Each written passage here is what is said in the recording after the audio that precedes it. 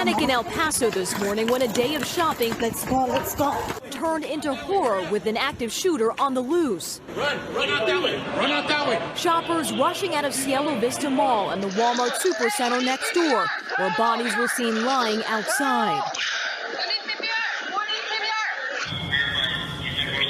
Stores went into lockdown as his JCPenney employee began directing people to safety. This guy from this side, you guys have to run down. The shooter's that way? Others choosing to hide from the danger.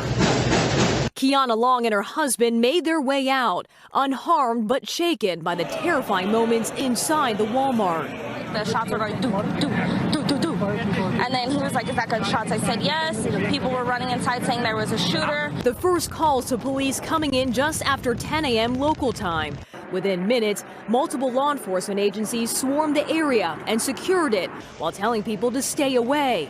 We are start transitioning into a homicide scene or a possible homicide scene, and this scene will be secured, locked out, and our criminal investigation will start. Tonight, law enforcement sources confirming 21-year-old Patrick Fresias is in custody, and multiple victims are being treated at area hospitals. We have no information, and we have not put out a concrete response on what the motive for this shooting is. We are working that. Governor Greg Abbott writing, the state of Texas will do everything it can to ensure justice is delivered to the perpetrators of this heinous act. This busy Texas shopping center becoming the latest mass shooting less than a week after the last one. Kathy Park, NBC News.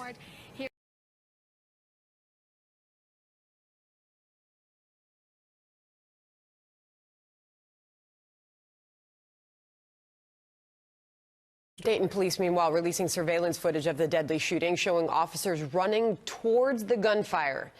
And 30 seconds after the shooter opened fire late Saturday night, it was all over, leaving 9 people dead, including the suspect's sister.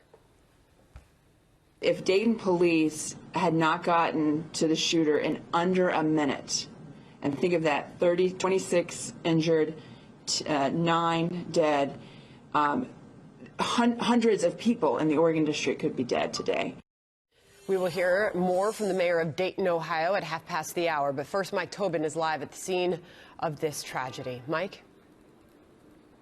And Sandra, once again, you have people in a traumatized community piling up flowers, all they can do to memorialize 9 lives snuffed out so senselessly and suddenly on Saturday night, Sunday morning. Meantime, Dayton police have released video that shows panicked people running from the gunfire here on 5th Street. Ultimately, you will see the gunman clad in body armor, wearing a mask and hearing protection, shooting indiscriminately. As he attempts to enter Ned Pepper's bar, 6 police officers shoot him dead. Now, this morning, the Associated Press is quoting 2 former classmates, saying the gunman was once suspended from high school for compiling a hit list of classmates and a rape list of girls he wanted to sexually assault. Meantime, the police chief says there was nothing in the gunman's past that would have prevented him from legally purchasing the AR-15 and 100-round drum magazines used in this massacre. Let me say there's nothing in this individual's history or record that would have precluded him from purchasing that firearm. Is that magazine illegal, that 100-round magazine? There is no indication that that is illegal at this time. Now, police say the gunman drove to Dayton with his sister and an acquaintance in their parents' gray Toyota Corolla.